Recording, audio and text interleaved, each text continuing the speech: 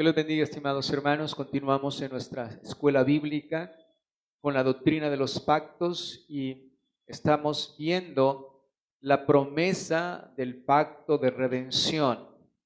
Ya hemos desarrollado esa promesa, pero es importante la redención que nosotros, gloria al Señor, es importante que nosotros podamos entender algo. Yo les decía a ustedes que Génesis 3:15 comienza a desarrollarse en toda la Escritura. Quiero que vayamos a Génesis 3:15 y lo recordemos nuevamente, por favor. Dice la Escritura allí, Génesis 3:15, la promesa que Dios dio después que el hombre pecó, desobedeció, la serpiente les hizo caer, y Dios da esta promesa allí. Y pondré enemistad entre ti y la mujer, y entre tu simiente y la simiente suya. Esta te herirá en la cabeza y tú le herirás en el calcañar. Bien, y esta promesa entonces comienza a desarrollarse en toda la Escritura. Así que el tema es cómo la promesa de redención me ayuda a entender la Escritura. Para que cuando nosotros abordemos la Escritura, hermanos, no lo hagamos de una manera aislada cualquier tema, sino sepamos que tiene una unidad. Como estudio, el propósito en esta mañana es que me ayuda a entender toda la Escritura como una historia centrada en Cristo y en su victoria definitiva. O sea, cuando leemos Génesis, comenzamos y tenemos esa perspectiva y nos introducimos en las Sagradas Escrituras, ellas nos van a ayudar siempre, hermanos, a tener una historia centrada en Cristo y en su victoria final. Así que este estudio, hermanos, es una llave hermenéutica o una llave para entender y comprender cuando leemos toda la Escritura. Que la Escritura no son historias sueltas. Nosotros no podemos leer, por ejemplo, cualquier historia de la Escritura desconectada de Génesis 3:15. No podemos leerla desconectada de la realidad de Cristo. No podemos leerla desconectada de ese final de la cruz también, hermanos. Así que lo que nos habla esta parte de la Escritura y nos ayuda, hermanos, es que la Escritura es una sola historia redentora cuyo centro es Cristo y su clímax es la victoria final. Así que es la llave maestra para comprender la narrativa bíblica completa, y que las Escrituras no son relatos aislados, sino es una historia unificada de redención centrada exclusivamente en la figura, en la persona de nuestro Señor Jesucristo. Y al analizar este versículo, como ya lo hemos hecho, hermanos, revela un conflicto constante entre el bien y el mal que guía al lector desde la caída del hombre, hermano, hasta la victoria final en Apocalipsis. Y ahí nos va a guiar siempre. Así que cuando leemos la Escritura con esta perspectiva, hermanos, la lectura bíblica, entonces se convierte, deja de ser algo moralista, hermanos, y nos ayuda a entender verdaderamente el cumplimiento progresivo de la promesa de Dios en Génesis 3:15, que Jesucristo vencería a la serpiente, a Satanás. Así que, hermanos, en última instancia, cada relato bíblico que se encuentra tiene un propósito y un clímax final en la cruz de nuestro Señor Jesucristo.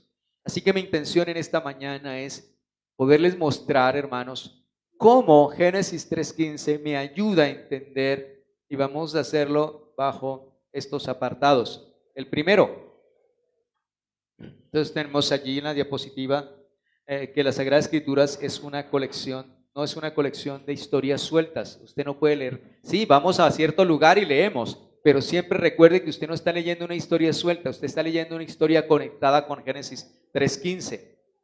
Y es una historia redentora. Y el centro es Cristo y el clímax es su victoria. Bien, vamos al primer punto. Te da el punto de partida de toda la Biblia. Génesis 3:15 nos da el punto de partida de toda la Escritura. ¿Por qué? Porque en Génesis capítulo 1 al 2, usted encuentra la creación perfecta.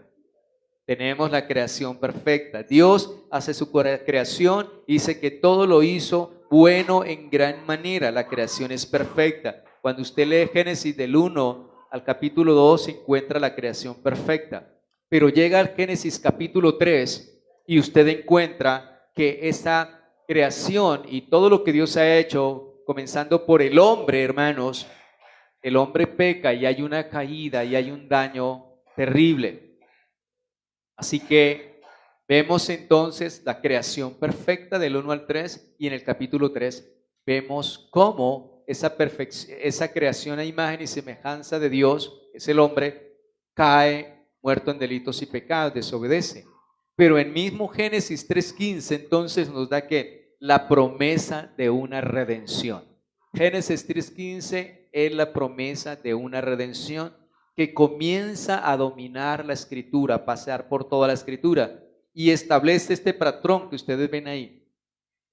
El problema, promesa, cumplimiento. Siempre lo vamos a ver allí. Hay un problema, Dios da una promesa y hay un cumplimiento. Así que el pecado entra, pero Dios promete un redentor. El pecado entra, Dios promete un redentor. Vemos el ejemplo de Israel. Israel cae, pero Dios promete restauración.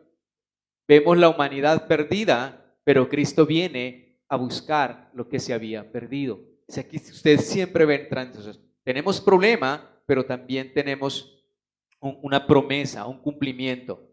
Así que así debemos entender la Biblia, que no es moralismo, hermanos, sino una redención progresiva.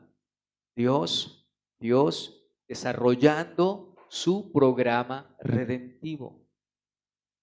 Yo les decía, Génesis 3:15, los primeros 3 capítulos de Génesis son fundamentales, hermanos, son fundamentales. Le oro al Señor que un día Dios me dé la oportunidad de al menos esos 3 capítulos poderlos predicar expositivamente. Así que, hermanos, entendemos esto. La palabra de Dios siempre va a tener ese patrón. Hay un problema, Dios da una promesa y da un cumplimiento. Y de esa manera comienza a desarrollarse. Entonces, el punto de partida de toda la escritura, Génesis 3:15, hermanos. Primero, creación perfecta, hermanos, luego la caída y luego Génesis 3:15 es la promesa de redención. Así entendemos la palabra del Señor. Lo segundo que hace Génesis 3:15 es que nos muestra que Cristo es el centro desde el principio. Claro, Jesucristo se manifiesta en el Nuevo Testamento, pero la Escritura siempre apuntaba ¿a quién? A Cristo, porque Génesis 3:15 dice que la simiente de la mujer, hermano, ¿cierto? ¿Apunta a quién? A Jesucristo, siempre está apuntando a Cristo. Lucas 24:27, vamos a ir a Lucas. Santo Evangelio según San Lucas, capítulo 24, versículo 27.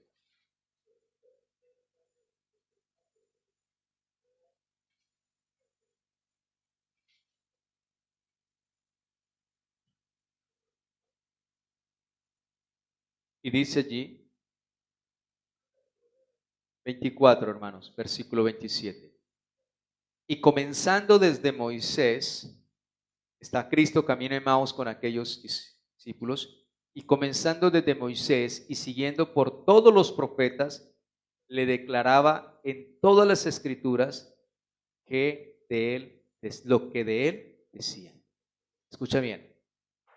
Jesucristo cuando iba camino de Maús con aquellos hombres que iban tristes, él comenzó a hablarles de Moisés. Escrito. Cuando habla de Moisés, hermanos, está hablando del Pentateuco. El Pentateuco es Génesis, ¿sí?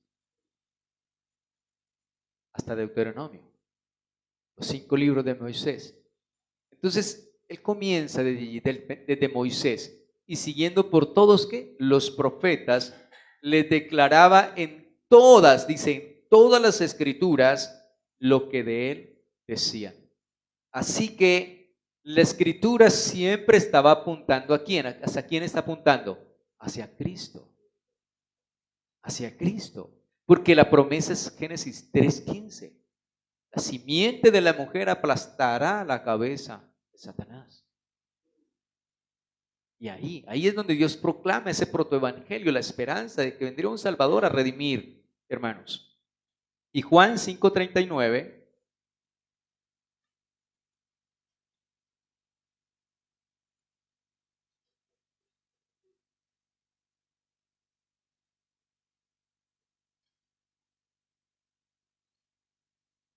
dice, escudriñad las escrituras, porque a vosotros os parece que en ellas tenéis la vida eterna, y ellas son las que dan testimonio de mí. Ahora, cuando el Señor proclama esto, todavía no tenían el Nuevo Testamento. Los escritores del Nuevo Testamento, ni Pablo, ni ninguno de ellos había escrito todavía. Jesucristo hasta ahora está proclamando sus verdades. Así que se refería entonces a todos los libros, como le dijo, en todas las escrituras. ¿Él citó a quién? A Moisés y a los profetas. Así que tenemos que ellas son las que dan testimonio de mí.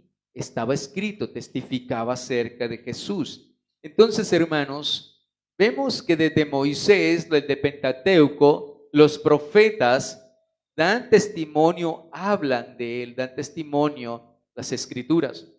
Así que esto nos ayuda a tener una comprensión lógica, coherente y unificada de toda la escritura. Ya no leemos a David como un ejemplo moral, por ejemplo, ni a Moisés lo leemos ya como un líder admirable, sino que leemos a David como un rey que apunta al rey perfecto. David fue un rey conforme al corazón, pero David pecó. Así que apunta, cuando leemos a David, está apuntando que necesitamos un rey que perfecto, que gobierne perfectamente. Y como les he dicho también, cuando leemos allí que David pelea con Goliat, entonces todos nosotros nos ponemos que yo soy David, ¿cierto? Que voy a derribar al Goliat. No, todos nosotros somos los medrosos que no pueden, y entonces se levanta uno para indicarnos que necesitamos uno mayor que David para derribar a nuestros enemigos. Así que todo va apuntando, ellos son sombra, ellos son tipos de eso, algo perfecto y glorioso que había de venir. Y Moisés, ya no lo vemos así como ese líder admirable, sino lo miramos como que Moisés es la sombra de un mediador que vendrá, uno más perfecto, y al final les voy a dar esa claridad. Tercero, hermanos, nos enseña a ver la escritura como una línea de la simiente. Siempre vamos a seguir ese hilo rojo de gran así de la simiente. Primero, en Génesis 4:25, no, si quiere miremos allí. En Génesis 4:25.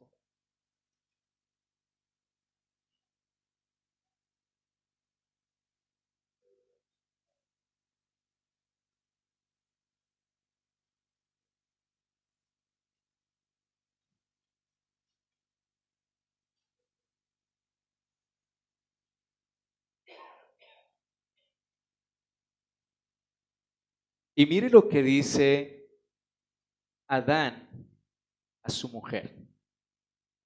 Mire, y conoció de nuevo Adán a su mujer, la cual dio a luz un hijo. Y llamó su nombre, ¿qué? Set. Ahora mire, recuerden que ellos han recibido una promesa. Porque Dios dijo ella fue la que dice aquí, me ha sustituido otro hijo en lugar de Abel, a quien mató Caín. Pero ustedes encuentran algo aquí. ¿Por qué ella dice esto, hermanos? Primero, porque Dios le había dado la promesa. Pero ella dice esta palabra aquí supremamente importante que nosotros no podemos pasar por alto. Dice, porque me ha sustituido. La palabra sustitución. Recuerden que el Mesías es aquel que muere como sustituto. Recuerden, hermanos. Así que si ustedes tienen en las Sagradas Escrituras, ellas tienen ahí un comentario a veces, dice, esto es sustitución. ¿Sed es qué? Sustituto. Escuche bien. Comienza esa línea de la promesa. Esto es. Se llamó su nombre Sed porque Dios dijo ella, me ha sustituido otro hijo en lugar de Abel, a quien mató Caín. Así que Cristo es el sustituto. Y estos son tipos, ellos ya son sombra, comienza allí a delinearse el desarrollo. Así que podemos comenzar a rastrear ya podemos comenzar a rastrear. Capítulos 6 y 9 en Noé, por ejemplo, la palabra dice que, no vamos a leer los capítulos de Noé, ¿no? Pero vemos allí también esa línea. Lo vemos en Abraham, Génesis 12:3, por ejemplo. Génesis 12:3.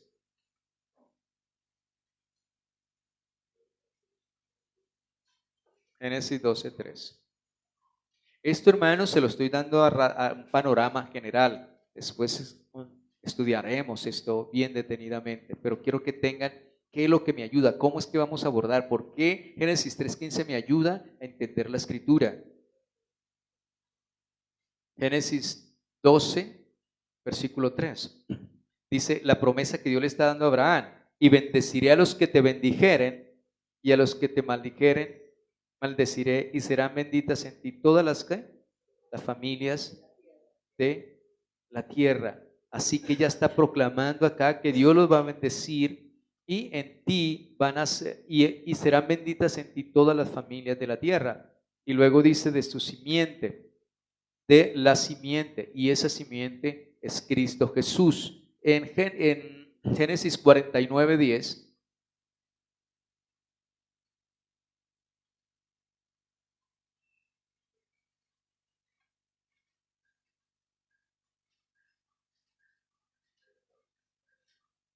Recuerden cuando dice en esa simiente, la simiente es Cristo. Recuerden eso, simiente es Cristo cuando le hace la promesa. En Él es que van a ser benditas todas las naciones de la tierra.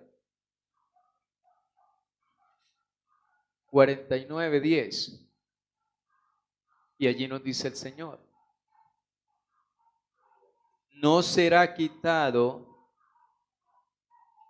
el cetro de Judá, ni el legislador de entre sus pies, hasta que venga Silo, y a él se congregarán los pueblos. Ahora mira, lo que está diciendo aquí, lo que vemos es que Judá va a ser la tribu real, porque está hablando de qué, de un cetro, y está hablando de un legislador. Así que aquí vemos esa línea.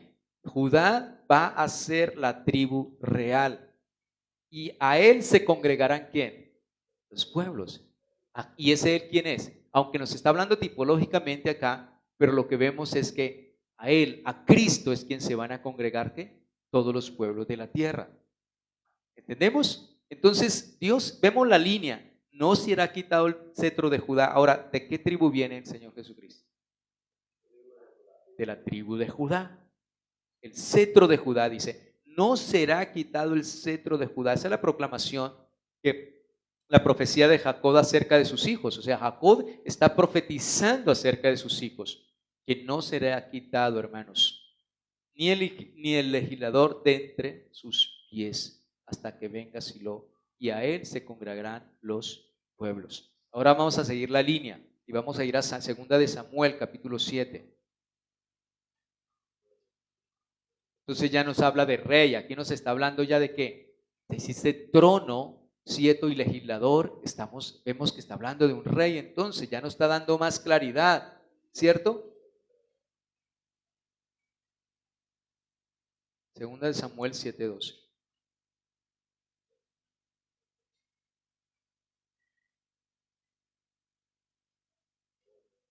¿Qué le dice Dios a David antes de David morir? Dice: y cuando tus días sean cumplidos y duermas con tus padres, 2 de Samuel 7:12, y cuando tus días sean cumplidos y duermas con tus padres, yo levantaré después de ti a uno de tu linaje, el cual procederá de tus entrañas, y afirmaré su reino, dice la palabra de Dios. Ahora, cuando el Señor está dando la promesa aquí a David, hermanos, Él está hablando de un rey. Él está hablando que alguien se sentaría. Yo levantaré después de ti a uno de tu linaje, el cual procederá de tus entrañas, y afirmaré tu reino. Dios está proclamando que va a haber una descendencia a David. Y luego le dice también, le dice el Señor, le dice a David que él se sentaría y regiría, gobernaría, y que su trono sería un trono eterno. Hermanos, al día de hoy ya no hay ningún reino davídico en Israel. Pero ¿de quién estaba hablando entonces? De ese trono eterno, de ese rey eterno. Está hablando del Mesías. Bien, así que todo sigue apuntando ¿a quién? ¿A quién sigue apuntando? Ese rey, y comienza, y vemos comienza todo en una semilla, pero el Señor comienza a dar más claridad, va aumentando la profecía, va siendo progresiva, así que podemos ir mirando cómo ella se va desarrollando. En Gálatas 3:16.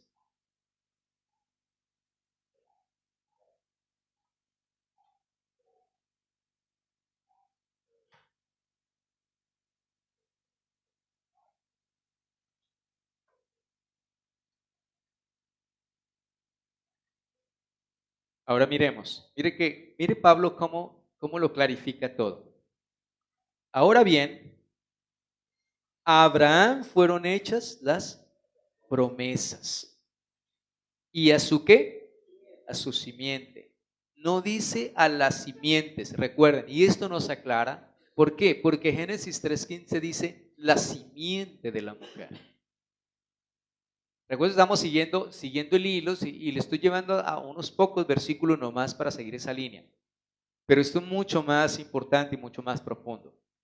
Dice, no dice y a las simientes, como si hablase de muchos, sino como de uno, y a tu simiente, la cual es Cristo.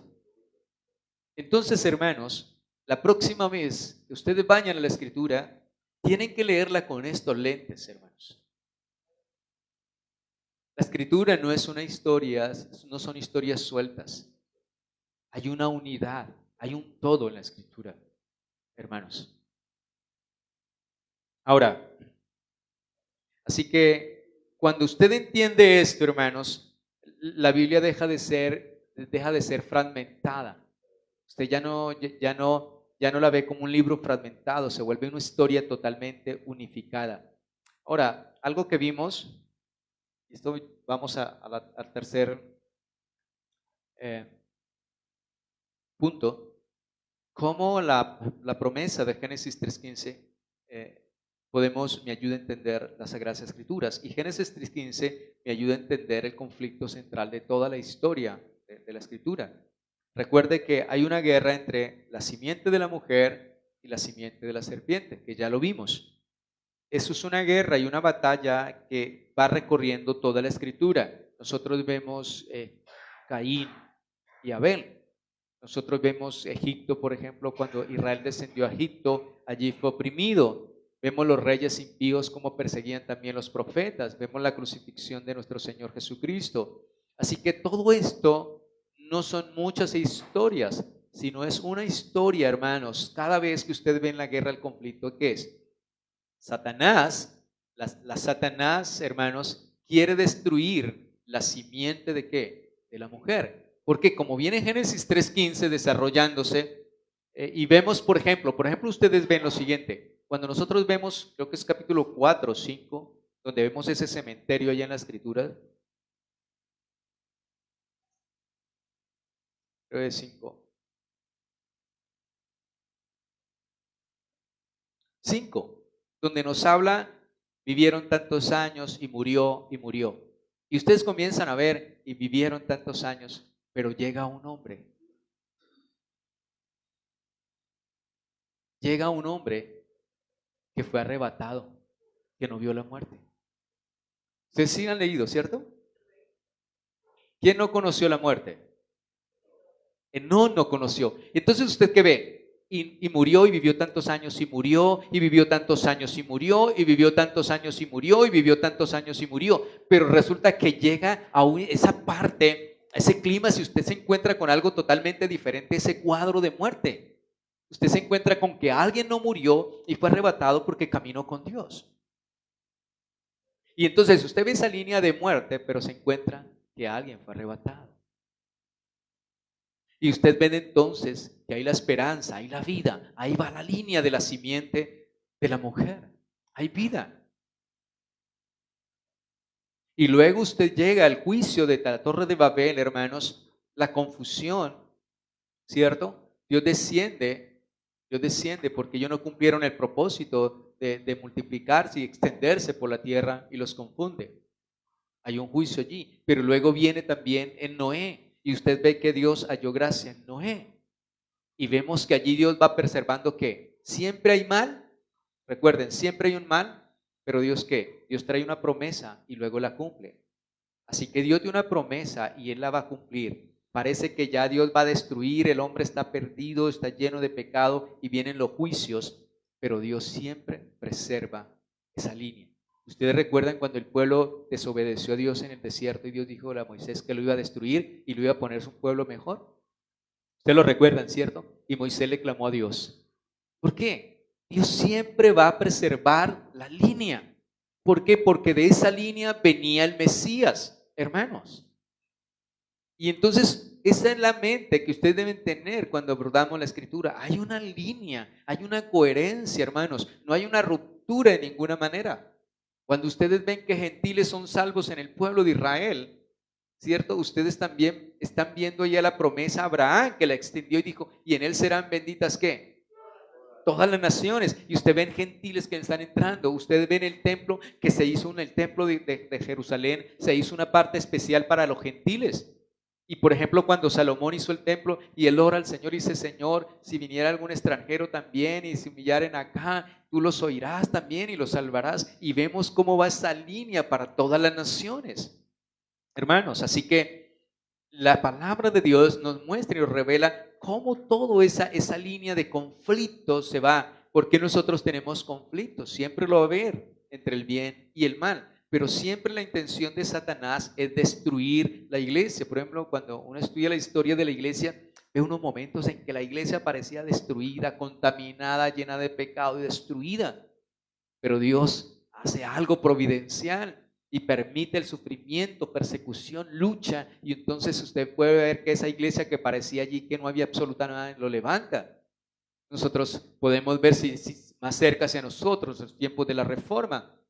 Parecía el oscurantismo terrible. La iglesia romana dominaba. Nadie conocía a Dios. Escuchaban una misa en latín. O sea, nadie tenía realmente conocimiento. Pero cuando parecía que todo estaba dominado por la idolatría y la ceguera y la oscuridad, Dios levanta a ese hombre, Martín Lutero, y muchos. Y antes de ellos, Dios levantó a otros. Así que, hermanos, siempre el enemigo ha querido opacar, destruir, pero Dios siempre ha preservado la iglesia. Y en cuanto a su simiente, la línea siempre lo mantuvo. Así que, hermanos, la Sagrada Escritura no solo es una historia humana, es una guerra espiritual en desarrollo porque todavía no se ha acabado. Cristo es el vencedor. Así que no son eventos aislados, es la misma batalla desarrollándose. La misma batalla que comienza en Génesis 3:15 es la misma batalla que se desarrolla en nosotros. Es una lucha entre el bien y el mal. Y cuando usted mira Apocalipsis 12, vemos que la serpiente está persiguiendo al Hijo. Cuando Cristo nace, la serpiente está persiguiendo, manda a matar ¿a quién? A todos los bebés, queriendo destruir ¿a quién? A la simiente. Y usted ve toda esa línea, hermanos, en el conflicto. Entonces podemos verlo desde el conflicto, hermanos, desde el desarrollo, todo ello, hermanos. Así que, gloria al Señor por cada día. Vamos a ir ahora a nuestro quinto punto. La cruz es el cumplimiento, como todo tiende y todo culmina en ese clímax de la cruz. Recuerden que la promesa dice que la serpiente heriría a la simiente de la mujer en el calcañar. Pero que la simiente de la mujer destruiría ¿a quién? A la serpiente. Así que esto apuntaba ¿a dónde? A la cruz. La cruz es el centro interpretativo de la historia bíblica. Él va a converger todo allí, hermanos, todo allí. Así que Colosenses, por ejemplo, 2:15. Entonces recuerden que la simiente siempre va a ser quien, siempre va a hablar, la simiente nos apunta siempre a Cristo, como dice el apóstol Pablo en Gálatas. Colosenses 2:15.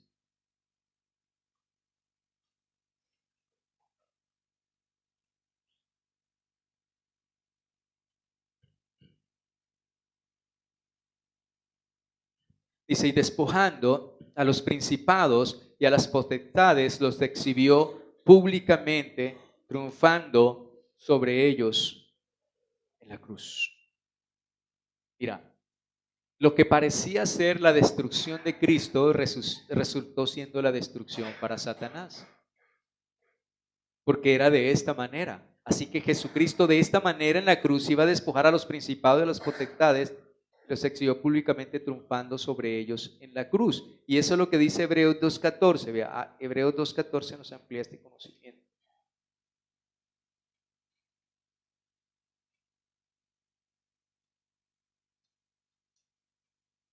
Que ya lo hemos leído, pero lo leímos nuevamente. Así que por cuanto los hijos participaron de carne y sangre, él también participó de lo mismo para destruir por medio de la muerte el que tenía el imperio de la muerte. ¿Esto es a quién? Al diablo. Ahora bien, ¿qué decía Génesis 3:15? Que la simiente de la mujer iba a destruir. ¿A quién? A la serpiente. Lo iba a destruir a la serpiente. Que la serpiente le iba a causar una herida, pero que la simiente de la mujer le iba a aplastar a Satanás. Y esta la lucha, es esa victoria nos está hablando. O sea, desde allí nos habla de la cruz, nos está hablando de ese Mesías que iría a la cruz. Y aquí lo tenemos entonces. Por cuanto los hijos participaron de carne y sangre, él también participó de lo mismo para destruir por medio de la muerte al que tenía el imperio de la muerte. ¿Este es a quién? Al diablo. Al diablo. Así que esto se cumple en la cruz. Génesis 3:15 también se cumple en la cruz. Así que en la Biblia, Génesis 3:15 apunta a la cruz, se explica por la cruz y se cumple en la cruz. Y es la manera entonces como Génesis 3:15 me ayuda a interpretar, a comprender la historia bíblica. Es esto, entender que todo lleva a una victoria final. Y la promesa no termina en Génesis, hermanos. Romanos 16:20. Entonces ahí ustedes pueden ver en el cuadro primero Génesis 3:15, el desarrollo en el Antiguo Testamento, el cumplimiento en los evangelios, la expansión en Hechos y en las epístolas y la consumación final en Apocalipsis 20. Aquí vemos entonces Romanos 16:20.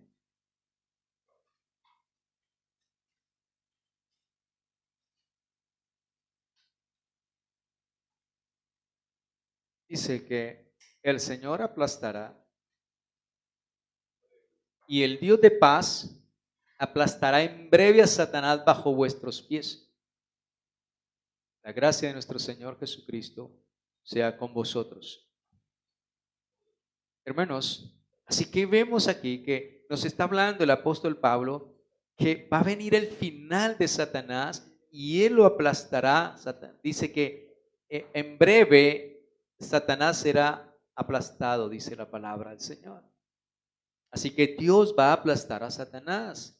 Y en Apocalipsis 20:10 tenemos la derrota final del diablo.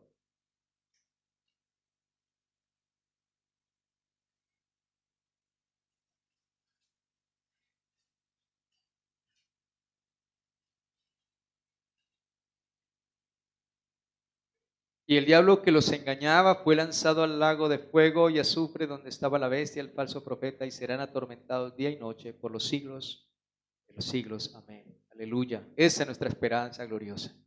Que un día el tentador, un día el perseguidor nuestro, el que nos aflige de muchas maneras, un día será lanzado al lago de fuego y allí será la derrota final. Así que ustedes tienen, hermanos, de Génesis 3:15, Apocalipsis, todo el desarrollo.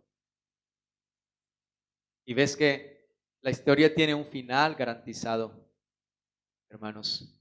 Cristo no solo vino para reinar, no, Él reina plenamente, hermanos. Así que una estructura completa, hermanos, como lo están viendo allí. Entonces la promesa comienza en Génesis 3:15. Su desarrollo se da en el Antiguo Testamento. El cumplimiento se da en los evangelios. En la expansión, hermanos, sigue la iglesia, hechos y epístolas, y la consumación ya final, hermanos, en Apocalipsis. Así que todo esto cambia totalmente la forma como nosotros leemos la escritura, hermanos. Antes leíamos historias morales, personajes como ejemplos y fragmentado. Ahora, ¿qué nos da? ¿Cuál es el resultado de la enseñanza?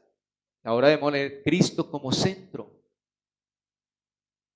redención como el tema. ¿Cuál es el tema? La redención, hermanos. Y podemos ver la escritura como una unidad total, como un todo la escritura. Así que, hermanos, la clave es que todo se conecta con tres ejes en particular. Génesis 3:15 se conecta con tres ejes en particular: la simiente prometida, el conflicto espiritual y la victoria final. Esto es esencial, hermanos. Esa es la clave. Tres ejes que son claves aquí de Génesis 3:15. La simiente prometida, hay un Salvador prometido, hay un conflicto, pero también está diciendo que habrá una victoria final. La simiente de la mujer aplastará a la serpiente. Y de ahí en adelante, hermanos, comienza nuestra lucha. Pero también vemos cómo Cristo es vencedor, cómo Cristo guarda y preserva a su pueblo. Esto nos ayuda, hermanos, ¿para qué? Mire, yo sé que mucha gente lo dice por ignorancia, porque carecen del conocimiento y que el Señor les ilumine y les guíe para que tengan una seguridad de salvación. Por eso, cuando la gente no entiende, dicen que el hombre puede perder su salvación. No, cuando nosotros vemos y entendemos cómo Dios a sus escogidos va preservando y guardando su linaje, no importa la lucha, la prueba, lo que venga, no, hay un conflicto, hermanos, hay una promesa y hay un cumplimiento. El Señor va a preservar a su línea, va a preservar a su pueblo, así parezca que ya está totalmente destruido, parezca como allí cuando estuvieron en Egipto, todo estaba ya como que sin ninguna esperanza, Faraón. Pero mire cómo el Señor poderosamente, providencialmente libró a su pueblo. Cómo destruyó el mundo, pero dejó a 7. 7 eran los de la barca, ¿sí? 8, gracias. Dice que era Noé y sus 7 hijos, creo que con sus 3 hijos y las esposas. 6.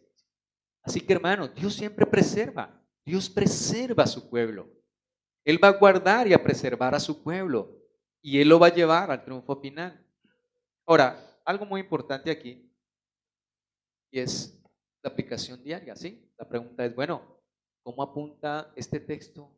Hermanos, cuando leemos, ¿cómo apunta este texto a Cristo? ¿Sí? Por ejemplo, cuando yo realizo el estudio sobre los sermones, yo siempre debo hacer una reflexión cristológica, ¿sí? Porque si no sería una enseñanza moral solamente, ¿sí? Tengo que apuntar y hacer una reflexión cristológica. O sea, ¿cómo apunta esto a la cruz? ¿Cómo la cruz beneficia a esto? ¿Sí? ¿Cómo lo aplica la cruz a esto? Entonces, ¿cómo apunta este texto a Cristo? ¿Sí? ¿Dónde está la promesa de redención aquí? O sea, ¿sí? ¿Cómo se conecta esto con Génesis 3:15? Siempre mirar en esa unidad, hermanos. No que en todo pasaje usted va a ver a Cristo, hermanos. No, sino que podemos ver cuando leemos una historia, cuando leemos algún capítulo, en alguna manera, hermanos, hay una conexión. Ahora, en resumen, hermanos, la Biblia no es la historia de hombres buscando a Dios. Esto es bien importante. Es que yo busqué a Dios, yo me lo encontré. No. Cuando nosotros estudiamos la Escritura seriamente, nosotros no vemos a los hombres buscando a Dios. Nosotros vemos a Dios buscando a los hombres, cumpliendo su promesa de enviar a su Hijo, a Cristo, para aplastar la serpiente, hermanos, y salvar a su pueblo, hermano. Yo quiero que presentarles esta diapositiva que resume. Yo le dije que yo se los voy a dar después, hermanos, bien detallado. Y es, como vemos, hermanos, la promesa del Mesías, la promesa de esta simiente de la mujer, cómo se va a desarrollar a través de todo el Antiguo Testamento. Por ejemplo, cuando leemos Deuteronomio, tengo tiempo, 18:18. Vamos a Deuteronomio 18:18. Esa simiente, ¿cómo comienza? Recuerden que vimos en Deuteronomio, bueno, ahorita le digo el versículo. Deuteronomio por ahora 18:18. ¿Qué dice Moisés acá? Profeta les levantaré de en medio de sus hermanos como tú. Dios le está diciendo al pueblo, Dios promete un profeta como Moisés. Mire, Moisés dice en el verso 15, profeta de en medio de ti, de tus hermanos, como yo, te levantará Jehová, tu Dios. ¿A él qué? A él oiréis, dice la palabra del Señor.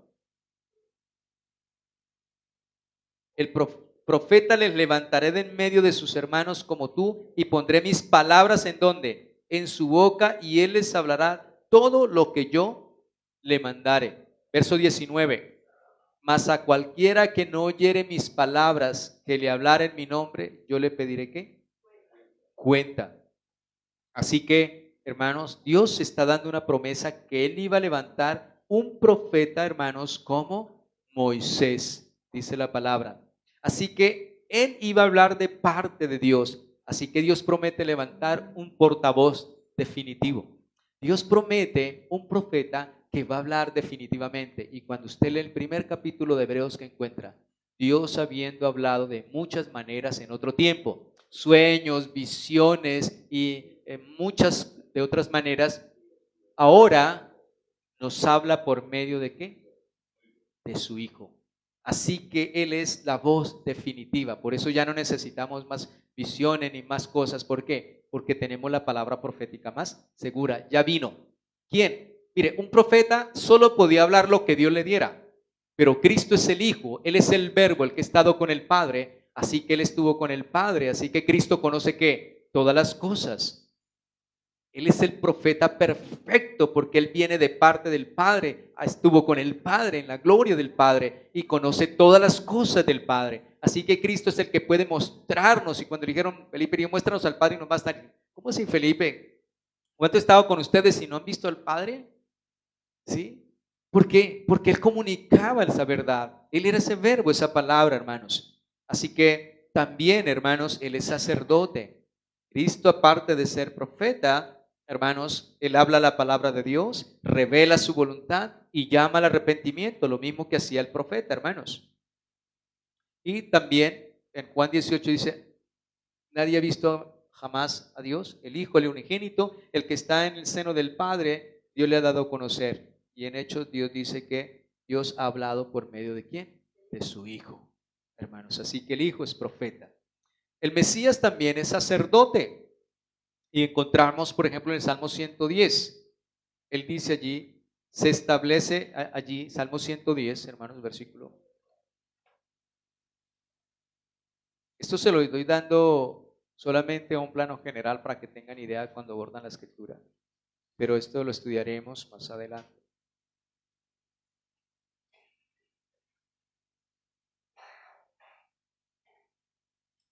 Salmo 110.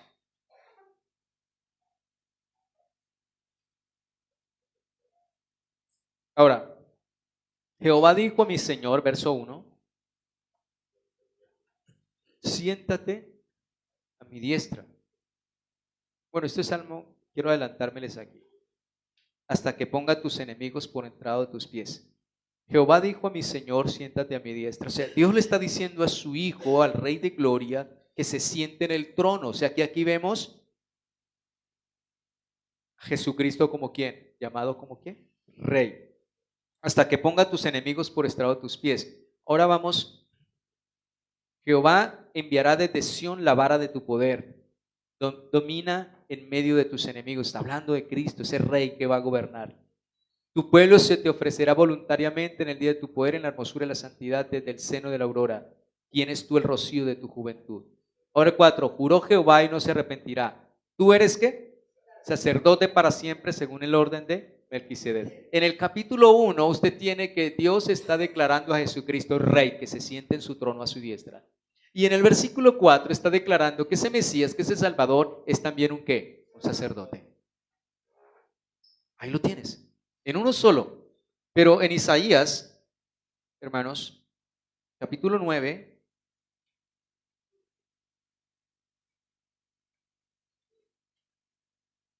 Isaías capítulo 9.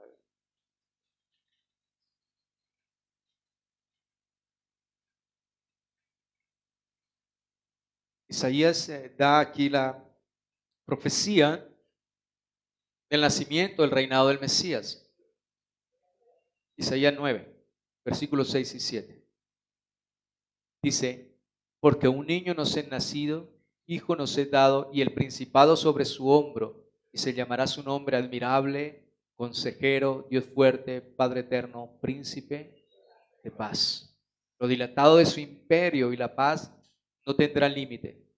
Sobre el trono de David, sobre su reino, disponiendo y confirmando en juicio y en justicia desde ahora y para siempre. El celo de Jehová de los ejércitos hará ¿qué? Esto. ¿Ustedes se acuerdan del texto que leímos en Deuteronomio acerca cuando Jacob da la profecía acerca de Judá? Judá será legislador entre vosotros. Judá regirá con cetro de equidad. ¿Recuerdan? ¿Se dan cuenta? ¿Se dan cuenta la armonía de la escritura, hermanos? ¿Se dan cuenta? Por eso es que nacen las herejías, hermanos. Las herejías nacen ¿por qué? Porque la gente toma un texto aislado y lo corrompe. Lo obliga a decir lo que no está diciendo. Ahora, vemos aquí que él era rey, él era ser rey que Dios proclamaba. Y en Zacarías 9:9, mire Zacarías ya al final, llegando al Nuevo Testamento.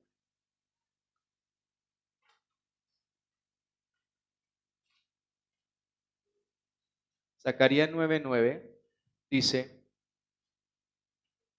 esto es para una enseñanza, coger uno por uno, hermanos, más profundo. Pero le estoy dando esto para que miren cómo nosotros abordamos y aprendemos a interpretar la Escritura, a verla como un todo, hermanos, no separada, no dividida. Dice, alégrate mucho, hija de Sión, da voces de júbilo, hija de Jerusalén. He aquí tu rey vendrá a ti, justo y qué, y salvador, humilde y cabalgando sobre un enano, sobre un pollino y no hijo de asna. Y aquí estaba proclamando que se alegrara, hijo de Sión, porque ese rey venía, ese rey era salvador. Y por eso Israel entonces, desde Judá, cuando Dios proclama en Deuteronomio que se regiría, que era un gobernante, un rey, luego de la promesa a David, que en él se sentaría, de él vendría uno, que tendría un rey eterno, que sería un rey eterno. Pero luego nosotros vemos también aquí en Isaías que dice que este rey será un príncipe de paz, un todopoderoso. Pero también, hermanos, Isaías al final dice que ese Mesías, que ese rey va a ser el más manso y humilde, y que es por medio de su muerte, de su sacrificio, que va a dar la vida. Lo que no entendieron los judíos y crucificaron al Señor Jesucristo. Así que lo que tenemos es el rol de nuestro Señor Jesucristo, los tres oficios de Cristo: sacerdote, profeta y ¿qué? Y rey. Sacerdote, hermanos, para interceder por el pueblo; profeta, para comunicar la verdad de Dios al pueblo; y rey, para gobernar de parte de Dios. Ahora, todos estos tres roles, sí, hermanos, que cumple el Señor Jesucristo, todos ellos ustedes pueden ver que en el Antiguo Testamento otorgaban a quienes se le daba este papel. Todos eran ¿qué? ¿Ustedes qué encuentran en ellos que eran? Recuerden que estamos en una escuela bíblica. Cuando alguien se nombraba sacerdote o profeta o rey, ¿qué le hacían de especial? Lo ungían, correcto. Por eso Jesucristo, llamado el Mesías, significa ungido. Y Él reúne entonces, necesitamos un sacerdote perfecto que interceda para siempre por nosotros y que no muera y que no necesite ofrecer sacrificios por Él. Entonces ya tenemos un sacerdote perfecto que intercede por nosotros y entró al lugar santísimo con un solo sacrificio por su propia sangre. Y es un sacerdote ¿qué? Perfecto. Ahora, hermanos, como les dije anteriormente, los profetas solamente los que Dios les quería revelar, pero viene Cristo y nos da la revelación plena, total. Ya no necesitamos otra ¿qué? Revelación. Y no solo eso, nos deja su palabra y por el Espíritu Santo nos ilumina para que podamos entender y comprender la voluntad de Dios. Palabra. Y necesitamos un rey mejor que David, un rey que nos librara de todos nuestros enemigos, del pecado, de la muerte, hermanos, de la carne, del mundo. Y este rey viene y muere en la cruz y nos liberta. Y ahora vive eternamente, se sentó a la diestra del Padre y está gobernando. ¿Para qué? para siempre en favor de su pueblo. Por eso dice que nos convenía, nos convenía, santo, inocente, sin mancha. Hermanos, así que Él reúne entonces en una sola persona, se reúnen todos, hermanos, los roles de aquellos que eran ungidos. Por eso entonces nuestro Señor Jesucristo es ungido, Él es el ungido, el Mesías. Y cuando usted lee, por ejemplo, personajes como Adán, Melquisedec, Moisés, todos ellos actuaron como tipos, prefiguras de Cristo, prefiguraban lo que había de venir, lo que había de cumplirse en el Señor Jesucristo. Moisés prefiguraba a Cristo como un sacerdote perfecto, el que quita el pecado del mundo. También David prefiguraba ese rey perfecto. Y también, hermanos, los profetas prefiguraban que vendría uno, hermanos, el cual hablaría todo, nos declararía todas las cosas.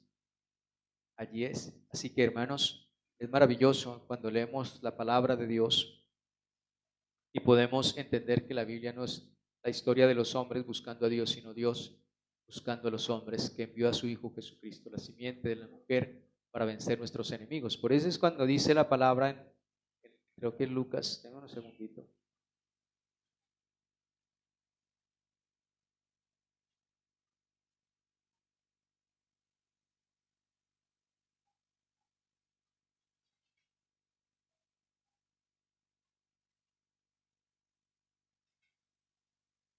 Lucas capítulo 1,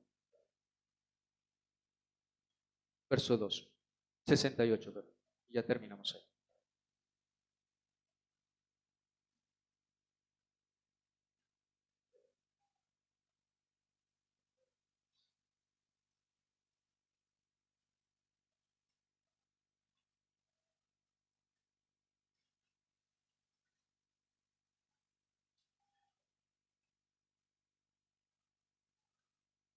¿Estamos? Lucas 1, versículo 68. Dice la profecía de Zacarías, padre de Juan el Bautista. Bendito el Señor Dios de Israel, que ha visitado y redimido a su pueblo, y nos levantó un poderoso Salvador en la casa de David, su siervo, como habló por boca de sus santos profetas que fueron desde el principio. Salvación de nuestros ¿qué? Enemigos y de la mano de todos los que nos aborrecieron, para hacer misericordia con nuestros padres y acordarse de su santo ¿qué? Pacto, del juramento que hizo Abraham, nuestro padre, que nos había de conceder, que librado de nuestros enemigos, sin temor le serviríamos en santidad y en justicia delante de él todos nuestros días. Él dice, este es el cumplimiento, esta es la promesa, este es el pacto que Dios hizo, que este Mesías, este Salvador, este Rey, este sacerdote, este profeta, era el Dios Todopoderoso que nos libraría de nuestros enemigos, hermanos. El pecado, Satanás, la muerte. Todo lo que introdujo el pecado al mundo nos libraría, comenzando por el que hizo caer a Adán y Eva en el huerto de Edén. La promesa es el hijo de la mujer, la simiente de la mujer aplastaría a Satanás. Y este es el libertador. Este es el que dijo, Dios nos dio un sustituto. Luego cuando nació Noé, dijo su padre, este es el que nos va a aliviar de nuestras cargas. Y todos nuestros hermanos del Antiguo Testamento vivieron con esa esperanza. Ellos anhelaban y deseaban cuándo es que vendría ese que destruía a nuestros enemigos. Pero Israel, cuando vino el Señor, creyeron que era un rey como David, porque no entendieron Isaías 53. Creían que era como David, que con armas, con guerra, con ejércitos iba a destruir a sus enemigos, hermanos. Hoy en día la gente tiene ese concepto parecido. Creen a Dios que Dios solamente es para darnos plata, para darnos salud, para darnos buena economía, buena vida, y la gente cree que ese es su Dios. Pero Cristo no fue a la cruz para que usted tenga, si Él nos quiere dar dinero, comodidades, lujos, buena salud, no. Cristo fue a la cruz para redimirnos de nuestros enemigos. La muerte, el pecado, hermanos, que nos condenaba al infierno. Así que esto nos ayuda a entender complejamente, grandemente, y esto nos abre la mente para entender y comprender la Escritura, hermanos. Así que Dios les bendiga y el Señor nos siga ayudando a comprender y a profundizar cada día más en su palabra. Vamos a darle gracias, Señor. Gracias por tu bendita y gloriosa palabra. Gracias por esta enseñanza. Anhelamos y deseamos crecer cada día más en la gracia y en el conocimiento tuyo. Te pedimos que nos des cada día mayor conocimiento, profundidad de tu palabra y nos ayude cada día a comprender todas las cosas que ojo no vio ni oído yo, sino son las que Dios ha preparado y guardado para los que le aman, Señor. Iluminados por el Espíritu Santo, asistidos por ti, Señor, nos ayudes a comprender y también nos des el poder de tu Santo Espíritu para aplicar esta palabra en nuestra vida, para confiar en ese Rey, en ese Salvador, en ese profeta, en ese sacerdote último, Señor, en ese mediador entre Dios y los hombres que prometió salvarnos, nunca dejarnos, nunca desampararnos, y así nos muestras a través de toda la Escritura, Señor, cómo tú has obrado y operado para salvaguardar, proteger y asegurar a tu pueblo en Cristo Jesús, porque nuestra vida está escondida con Cristo en Dios y nadie nos puede arrebatar de tu mano ni la de mano del Padre, porque tú y el Padre uno solo son, Señor. A ti sea la gloria por los siglos de los siglos. Amén.